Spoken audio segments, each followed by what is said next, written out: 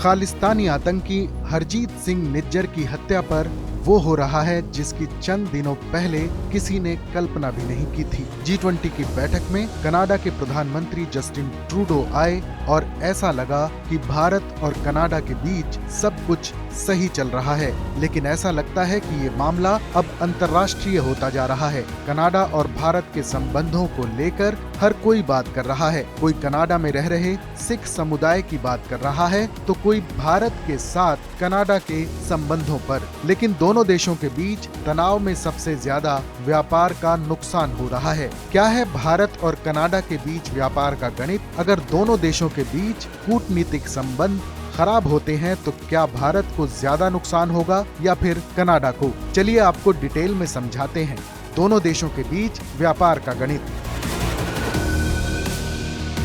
G20 की बैठक के बाद अपने देश लौटे ट्रूडो ने भारत के साथ ट्रेड मिशन को रोकने का ऐलान कर दिया था। जानकार बताते हैं कि ट्रूडो का ये फैसला काफी खतरनाक है और इसका असर कनाडा की इकोनॉमी पर भी पड़ सकता है।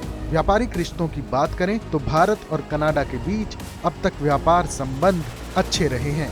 भारत कनाडा का 10वां ट्रेडिंग पार्टनर है।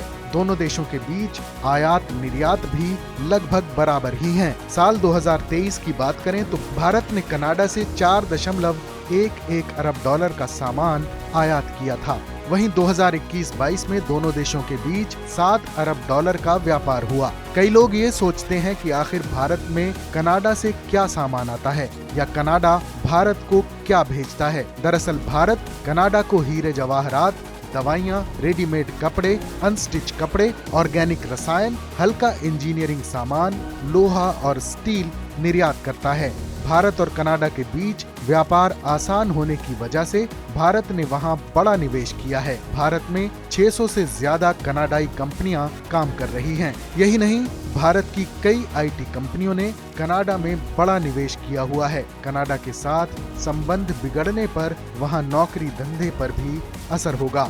भारत कनाडा से कृषि और बागबानी से जुड़े उत्पाद खरीदता है। कनाडा में इस बिजनेस में अधिकांश भारतीय मूल के पंजाबियों का वर्चस्व है। अगर दोनों देशों के बीच ट्रेड प्रभावित होता है तो इसकी सीधी मार कनाडा में कृषि और बागबानी के व्यवसाय से जुड़े लोगों पर पड़ेगी। साल 2017 में ऐसा देखा जा चुका है जब भारत ने पीली मटर की दाल आयात पर अंकुश लगाने के लिए टैरिफ बढ़ाकर 50% कर दिया था। दूसरी तरफ भारत कनाडा से दाल, न्यूज प्रिंट, कोयला, फर्टिलाइजर, दालें, वुड पल्प और एल्युमिनियम जैसे सामान इंपोर्ट करता है। अगर विवाद बढ़ता है तो भारत किसी दूसरे मित्र देश से इन सामानों को इंपोर्ट कर सकता है। भारत कनाडा से दाल की सबसे ज्यादा खरीदारी करता है। अगर खपत और उत्पादन की बात करें तो भारत में 230 लाख टन दाल की खपत है, जबकि पैदावार अपेक्षाकृत कम है। लेकिन एक बात ये भी है कि भारत इन चीजों के लिए बिल्कुल कनाडा पर पूरी तरह से निर्भर नहीं है। भारत कनाडा विवाद का एक पहलू ये भी है कि कनाडा में पंजाबियों की संख्या काफी ज्यादा है। कनाडा की कुल आबादी में 2.6% आबादी पंजाबियों की है।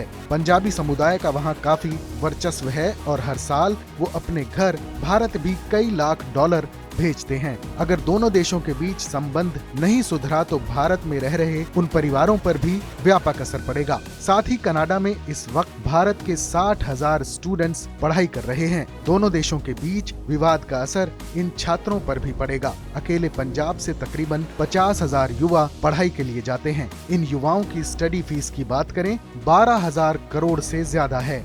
जाहिर है कि हालात ज्यादा दिन तक ऐसे रहे तो कनाडा को भारी नुकसान उठाना पड़ सकता है। माना जा रहा है कि ट्रूडो भारत की कड़ी प्रतिक्रिया के बाद थोड़े नर्म हुए हैं, लेकिन फिर भी देखने वाली बात ये होगी कि दोनों देशों के बीच का तनाव आगे कब तक जारी रहेगा। इस खबर पर अपनी राय हमें जरूर बताएं। बाकी देश और दुनिया से जुड़ी तमाम बड़ी खबरों के लिए देखते रहें TV9 भारतवर्ष डिजिटल।